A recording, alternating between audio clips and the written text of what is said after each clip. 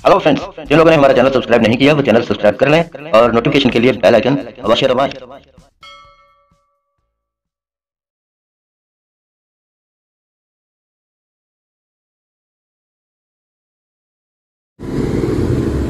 तो दोस्तों, आज इस ब्लॉग की शुरुआत होगी सिंह भवानी मंदिर से। यहाँ अभी एक नींबू की रेहड़ी भी लगी हुई है।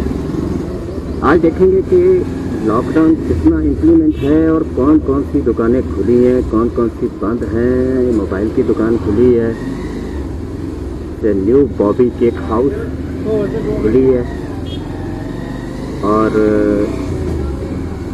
बाकी सब बंद हैं। बीच बार बंद है, ये खुली है, लेबॉर्ट्री खुली है, ये Tandon bakery and cold drink. हाँ जी टंडन साहब, बढ़िया।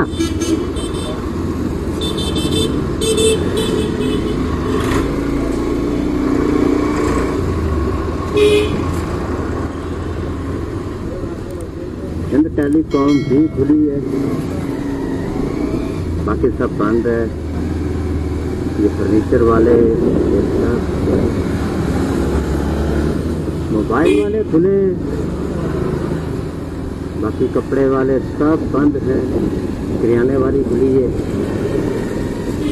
बाकी सब बंद।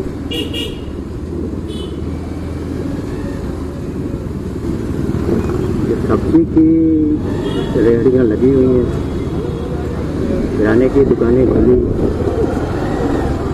साइकिल रिपेयर की दुकान खुली है, ये अच्छी बात है।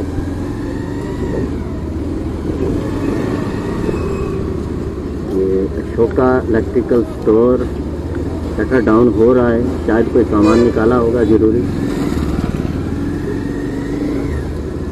थोड़ी टेलीकॉम बंद, टिंडे बिक रहे हैं। अरोड़ा किराना स्टोर, कमललाल सतपाल सुल्तानपुर लोधी। ये काके भाजी ने भी दुकान खोली हुई है। ये पीछे प्रधान जी की दुकान भी खुली है।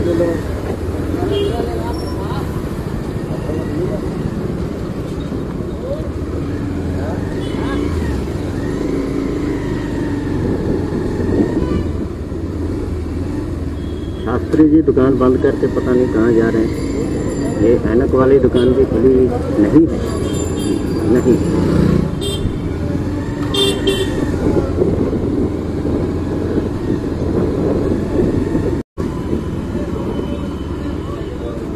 पर एक चीज़ मैं जो आपके साथ शेयर करना चाहता हूँ कि बड़े दुख की बात है कि किसी ने भी मतलब 85-90% लोगों ने मास्क नहीं पहने।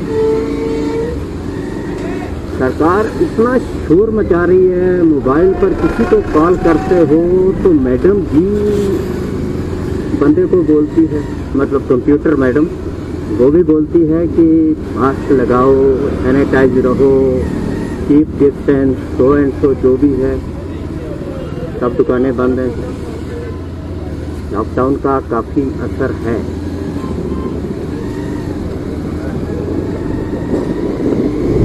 सब दुकानें बंद हैं। ये सेठी जी ने दुकान खोली है, ठीक है, लोगों ने चाय भी तो पीनी है। सिटी स्टार टेलर, ये दुकान बंद है। मुझे बहुत दुख है, क्योंकि अगर किसी ने कुर्ता पजामा सिलाना हो तो कहाँ जाएगा भाई। सिलाने की बात नहीं है दोस्तों, बात ये है, मेन मुद्दे की जो बात मैं करना चाहता हूँ वो ये है कि किराने की दुकान खुल गई, सब्जी वालियाँ खुल गई, दूध वाली खुल गई और मेडिकल अपनी फार्मेसी खुल गई। तो अगर जनता बाहर से शहर में ये सामान लेने आएगी तो रश तो खैर होगा। तो अगर दूसरी दुकानें खुली हों तो फिर क्या दिक्कत है। जनता तो उतनी ही आने वाली है जितनी जनता ने आना है। सरकार को सोचना चाहिए कि दूसरे लोग जो कारोबारी हैं वो कहाँ जाएंगे, इनके घर राशन कहाँ से आएगा, सरकार पहुँचाएगी। अगर सरकार नहीं पहुँचा सकती तो मेरे जैसे जो दिहाड़ी करने वाले बंदे हैं वो कहाँ पे जाएंगे। अगर कोई दिहाड़ी नहीं कर पाएगा, कोई किसी मोटरसाइकिल मैकेनिक की शॉप पे काम करता है, दुकान दिहाड़ी नहीं लगेगी उसकी, तो इनकम नहीं होगी, तो वो करियाना कहाँ से खरीद पाएगा। बहुत बड़ी विडंबना है भाई, बहुत बड़ी विडंबना है ये कि हमारी सरकारें आम आदमी का नहीं सोचती। और वैसे भी किराने की और मोबाइल की दुकानें जो खुली हुई हैं, इसके पीछे बहुत बड़ा रीज़न है। रीज़न क्या है सब जानते हैं कि किराने के प्रोडक्ट जो हैं वो बड़ी बड़ी कंपनियों के हैं, बहुत बड़ी बड़ी कंपनियों के प्रोडक्ट हैं। अगर किराने की दुकान नहीं खुलेगी, डिमांड एंड सप्लाई का सारा कारोबार है, अगर डिमांड नहीं होगी तो शेयर नीचे जाएंगे, शेयर नीचे जाएंगे तो बड़े कॉरपोरेट वर्ल्ड को नुकसान होगा, और उनका नुकसान हमारी केंद्र सरकार कहाँ बर्दाश्त कर पाती है। एक आम आदमी मरता है, मर जाए, कोई दिक्कत नहीं है, कोई भी दिक्कत नहीं है, किसी को कोई दिक्कत नहीं है। आम आदमी के मरने की, क्या खपने की, क्या गिड़गिड़ाने की नहीं, बस कारपोरेट वर्ल्ड जिंदा होना चाहिए। अगर कारपोरेट वर्ल्ड है तो कुर्सी, क्योंकि सरकार की कुर्सी सलामत भी बहुत बड़े बड़े इंडस्ट्रियलिस्ट के सर पर है। आम आदमी के लिए तो बस वोट डालना ही एक अधिकार रह जाता है, और वो अपने अधिकार का सही इस्तेमाल करना कहाँ जानता है। आम आदमी को पता ही नहीं है कि वोट की वैल्यू क्या है, बिल्कुल भी पता नहीं है। अगर आम आदमी को पता होता कि वोट की वैल्यू क्या है तो ये अननीडेड अनवांटेड लोग कुर्सी पर ना बैठे होते, बिल्कुल भी कुर्सी पर ना बैठे। अब मैंने इतना कह दिया है कि अननीडेड अनवांटेड लोग, तो मेरे ख्याल से या तो YouTube पे मेरी वीडियो चल नहीं पाएगी, या फिर मेरे नाम पे घर में सम्मान आ जाएंगे कि हाँ भाई तू होता कौन है ये सब बोलने वाला। पर भाई दिल की बात है, जो दिल में था बोल दिया, अब जो होगा भगवान के भरोसे। खैर,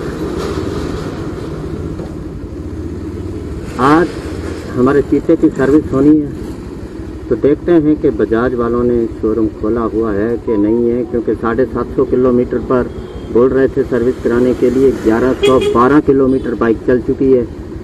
क्योंकि EMI के लिए तो उनके मैसेज मेरे को बहुत आए कि भाई 3 तारीख को, आज 3 तारीख ही है, 3 तारीख को आपकी EMI, आपका चेक लगने वाला है, चेक बाउंस नहीं होना चाहिए। लेकिन मेरे को सर्विस के लिए कोई रिमाइंडर नहीं आया।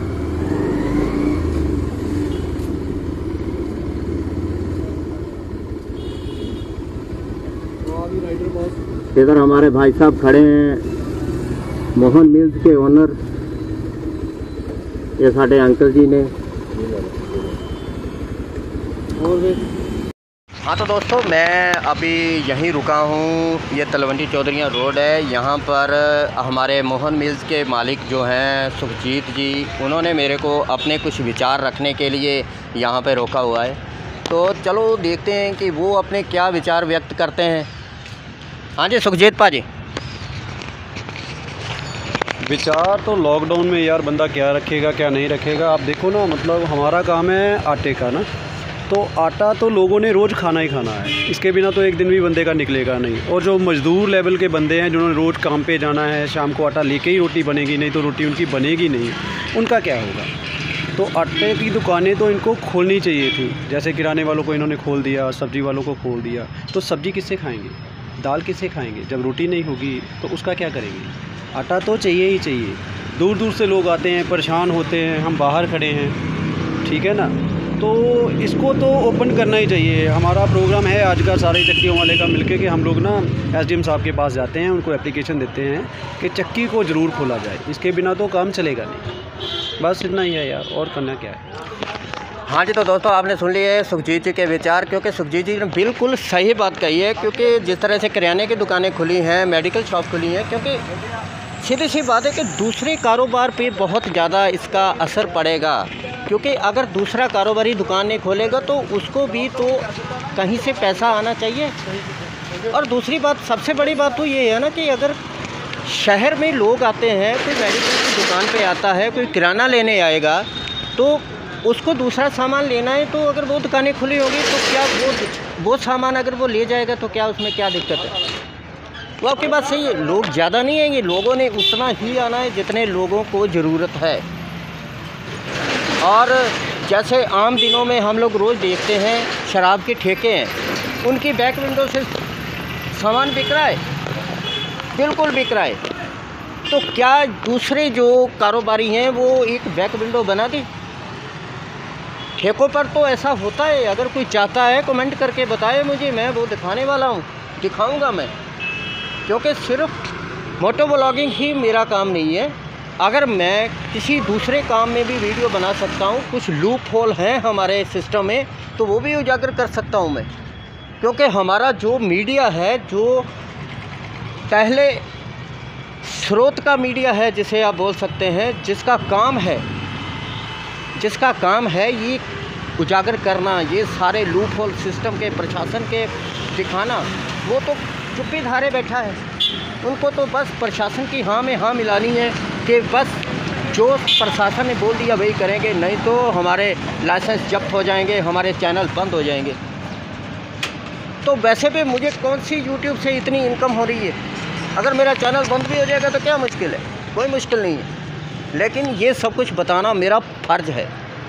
और एक बात और मैं कहना चाहता हूँ कि जैसे सुखजीत जी ने बताया कि आटे की चक्की खोलनी चाहिए, और बिल्कुल सही बात है।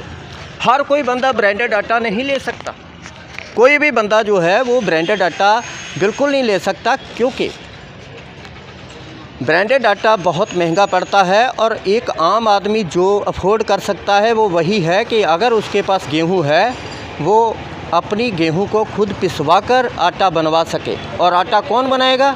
ये चक्की वाले। तो चक्कियाँ भी खुलनी चाहिए। तो बस इतना ही। जैसा मैंने पहले बताया, आज मेरे चीते की सर्विस है, तो पहले सर्विस सेंटर पे जाते हैं और सर्विस करवाते हैं, और आपको दिखाते हैं कि कैसे कैसे सर्विस होती है, बजाज वाले कितने एक्टिव हैं अपने ग्राहकों के लिए। तो तब तक के लिए रब रखा जी।